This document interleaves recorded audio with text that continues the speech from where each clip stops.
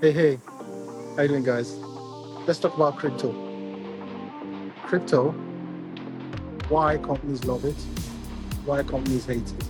But better still, why the regulators, especially central banks, especially companies that are doing well, big companies, why they hate it. Okay. So I'm the CEO of MoneySave. MoneySave produces a Rocal, which is a payment ring, and users can tap the ring and make payments. So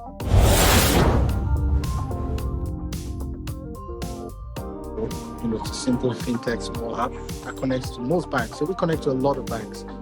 Last time I counted about 2,000 banks. So that means we're global. And that also means that we listen to our customers. And that also means we're not as picky or choosy with who we go with, right? And I say this because I've advised a lot of banks.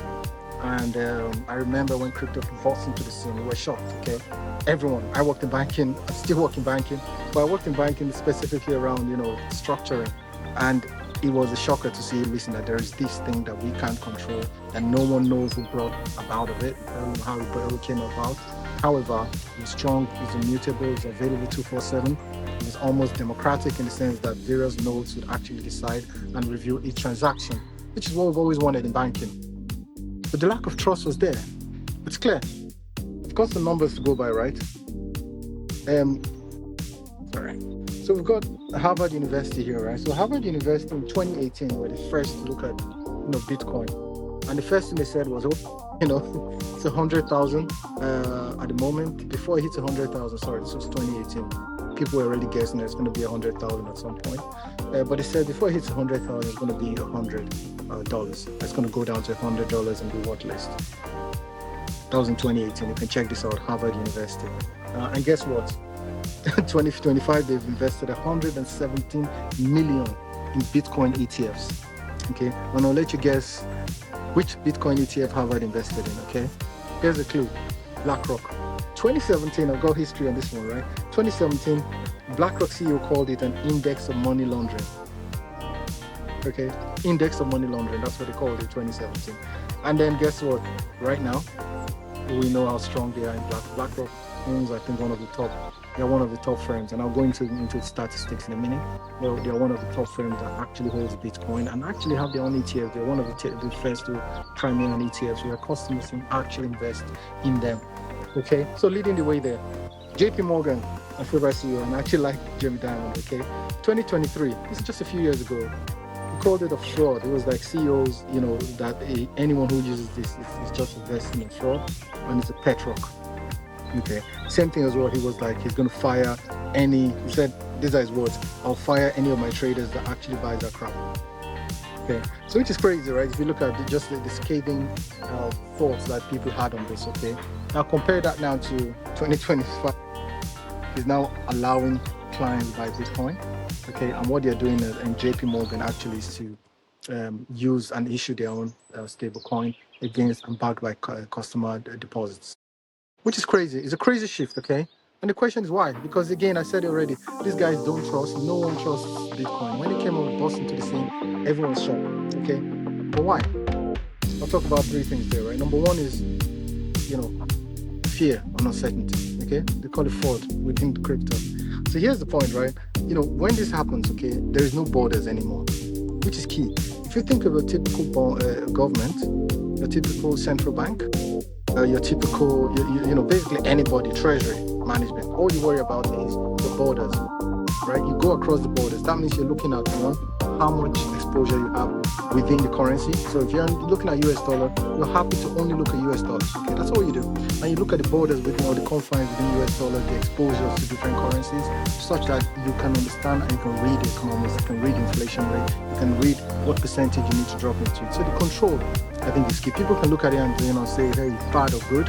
However, the truth was, as a government, or truth is, as a government, what you want to do is make sure you have control over your borders, you have controls over how much is coming in and out of the economy. That couldn't do with crypto. It's crazy. The other point as well was consumer harm, right? And we know this for a fact. So crypto, there's a lot of scams out there, a lot, right? Okay. Now, hey, throughout this course, I'm just going to focus on throughout this talk. I'm going to just focus on the stable coins, blockchain. What do you call it? Bitcoin. I'm never going to talk about crappy coins, because the crappy coins or tokens or wherever that people scam coins that come out there, it's crazy. Like, it almost makes no sense why it's allowed to still be there. The bad names they're giving to crypto, because it's true, right? It's bad. All they do is worry about how much they're going to make from crypto, how much they can sell this to you, which is not good. So my opinion there, if you ask me, is, hey, let's focus on the simple one. And even with the simple one, there's a lot of scam out there. Okay, about 90%, of any crypto you send out there, you're worried. You'll be sure that most likely it's a scam behind it, or it could be lost within the network. So that's a concern that still remains, and still remains with government. The last leading, obviously, is the AML, so anti-money laundering, and I'll talk about the best way to do this. Right? But anti-money laundering still remains an issue. So again, people use it for terrorist financing, for anti-money laundering, so for money laundering, which you can't trace, right? Because you don't know, you're not doing the check before you send the money to the person.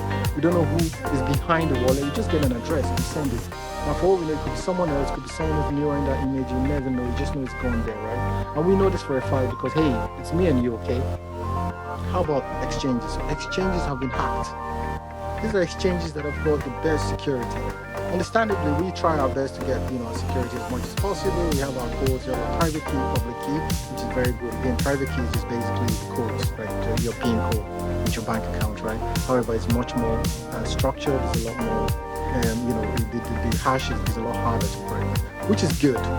However, even beside that, right? Millions and millions of exchanges that have been stolen off exchanges.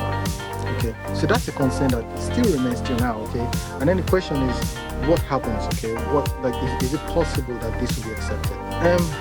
In my opinion, I think so, right? Because again, the clearer the rules, the better. Okay, and we know for a fact that a lot of governments now, especially led by the US, a lot of countries that actually try this as well, that accepted crypto, specifically around stable coins, because one of the points with crypto is the volatility. The volatility is so high that you can't know how much you have. So there's this joke about this guy who pays for pizza, right? He went in and paid for pizza, and then the next few years the price went up. I hope he enjoyed the pizza. But here's the point, though. Right now, it's the same thing. Unless you get a stable coin, or if you have even Bitcoin, Ethereum, on all of these guys, the price fluctuates a lot. Okay, if you have $1 right now, no matter, say what you mean about insurance, about inflation. If you have $1, you can go to the shop and know reasonably how much it's going to be worth. Okay, same thing if you have pound sterling. If you have Abu Dhabi dirhams, anything you have, okay, you can go and vaguely know how much it's going to be, because it hasn't gone up or down in the next few minutes by 5-10%. And that's the same with us as well. So same thing, when a customer tops up our ring, they can top up with crypto, by the way. But it's the same thing, right? It has to do with the stable coin, because stable coin now has been introduced, which has helped, because then that means that it's backed by some sort of currency, by some treasury. And if that's the case, then it helps in terms of just making sure that, one, the value still remains at least reasonably to what it was the last time any mark-to-market or any checks were done. But mark-to-market is basically looking at the value and seeing that it's still the same as it was compared to a comparable instrument. I'm trying to avoid as much jargons as possible in this conversation, by the way. But that's key, right? Which is, hey, what's the road to acceptance? I think there's a good start with stable coins. There's also a good start with central bank deposit currency, so CBDC. Okay, basically what that means is all the central banks can also issue their own cryptocurrencies, which is good, because that helps as well. It makes sure that there's some validity. If you are going to hold a cryptocurrency, and you wanted to make sure that it's stable, that you can trust it, it's good to go with the central government. At least their taxes, it's coming in, where the building is. Something does go wrong, which is most unlikely, and you know where it is, as opposed to it being concentrated to one place, right? And that's one concern we have. So, if you look at the top 2-3 stable coins, right, it's usually USDC, USDT, these are all private companies. So for all we know, there could be a problem. I know so we're in Europe, we have an office in Europe, and one issue in Europe which came up was the fact that the treasury bills that were backing one of the stable coins, right, didn't actually exist. So they tried to look at it and do some independent audits. The independent auditors came back and didn't approve it. So, understandably, this happens in a lot of companies as well. But here's the point: when that desk, gets called out, it becomes an issue, because the whole system is depending on this one currency. It's like just finding out that US dollar for some reason, the US dollar has no backing, right? Or there's no tax receipt behind it, or there's no, there's no one in the US. Imagine that. Imagine if there's no one in the US and for some reason we're all using the US dollar because we trust that the economy is doing well. That's what we have when it comes to cryptocurrencies with stable coins that, that don't have backing or treasury behind the dollar amounts that are deposited. So that's a concern that still remains. But if that can be stabilized, where we have a lot more stable currencies, a lot more stable, again, a lot of companies are trying to do this, that would help. Let's talk about the fees as well. The fees is still big, right? So we know about gas fees, which is almost unpredictable. Okay, we know. Okay, if you do an FX, you know roughly what it's going to be. And right now, I can tell you, if you get up and go into, get into your flight or fly somewhere, the FX rate and charges could be anything between. I can tell you, the highest you get is maybe 3%. Maybe 5%. Let's say that worst case, 5%. Okay. But that's not the same with crypto. So if you went in and tried to do an exchange to when the network is quite big, you can go up to 10, 20% sometimes on the fees. So that's one thing I think. One, if they can reduce the fees and make it more stable, then there's a chance that crypto as a whole could actually do well and be accepted across the board by governments and by other companies. Okay, so three things, okay, which I've just talked about. Number one is clear rules, has to be clear.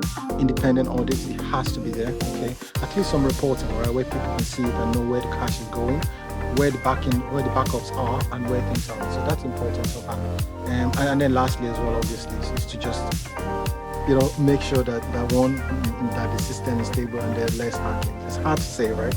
But in truth, there are a lot more use cases. A lot more use cases around. Again, we have our use case around the rings, that means you can actually make payments with stable coins. We have a lot of partners that we're working with. They're very, very exciting, guys. Keep an eye on this.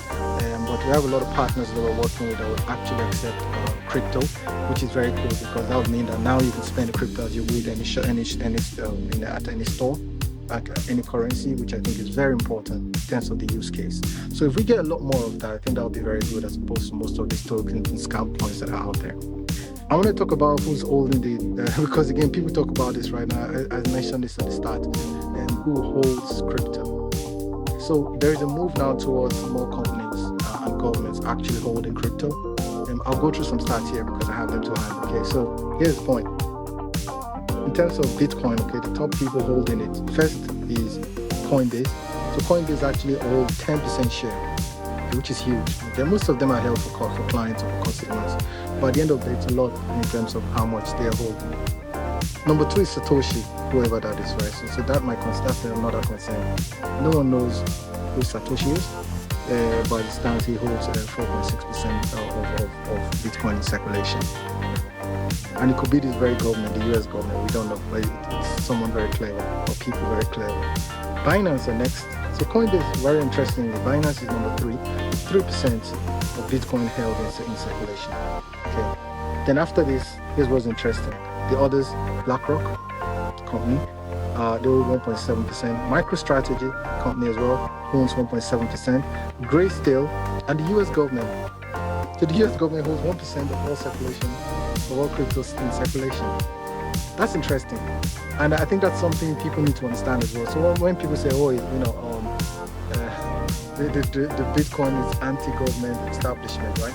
And you can only say that with a pinch of salt, right? You have to be careful with that statement because, in truth, the institutions you're running away from, you now have them on the other side. Now you're all buying blockchain, and we are now fighting for acceptance, right? So now we have people who wanted to leave the party, okay, but now inviting people that were in the party to come out and come join them outside. So we have government, you have BlackRock, you have all these top guys going in actually using those currencies. What's my suggestion? Okay, so here's the point, and I say this always and always again. The crypto community should not, and I choose my words carefully on this, they should stop trying to appease the government. Okay, they should stop trying to get MasterCard or trying to get into the payment system. Because TradFi is TradFi. So traditional finance is what it is. They've done very well. Okay, you can't beat the speed of execution of MasterCard, Visa, and all the banks. In fact, the banks trust each other so much. I'll tell you how crazy this is. They trust each other so much that if your bank went down, okay, MasterCard and Visa will still honor your payments for at least up to X amount of payments. It could be up to 1 million or 2 customers. The MasterCard would do. because they know that the government will pay them back or the banking system will pay them back. So that's the level of trust within MasterCard, Visa, Amex, and all of that. Okay, they all trust each other. Now imagine then you going in as crypto, whoever to Satoshi, trying to go into that system. The system already has rejected you. You want to go against that system. You said to yourself, hey, we don't trust the government, we don't trust inflation rate. Let's get out of it. Now you're inviting them or you're trying to get back into it. Okay, so that's my suggestion. If you ask me, while institutional acceptance is good, while the government is good in terms of investing in Bitcoin and getting the general acceptance, which is good for liquidity and all that, that's true. But I think you're fighting or going back into the shit that we're trying to avoid, going back into the crap we want to try and avoid. Okay, so if you want to do, again, I'm saying this as a banker myself, where I'm actually obviously in the traditional side, but we accept what our customers want. So if a customer wants to make payment with crypto, make payment with crypto. Don't go into MasterCard, don't go into Visa card, stop trying to appease them. Go in, make your payment with crypto and leave.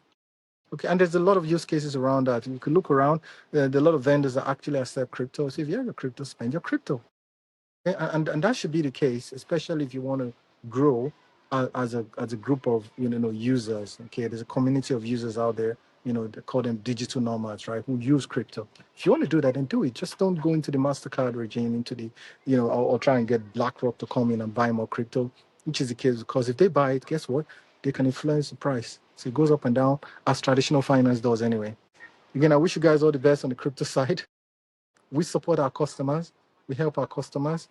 So if anyone wants to buy crypto, I think you know where to go as well. Again, there are a lot of resources out there. But for us, I think in terms of day-to-day expenses, we hope to see that crypto, at least on the stablecoin side, does well. Okay. Thank you and have a nice day. Enjoy the weather. Cheers.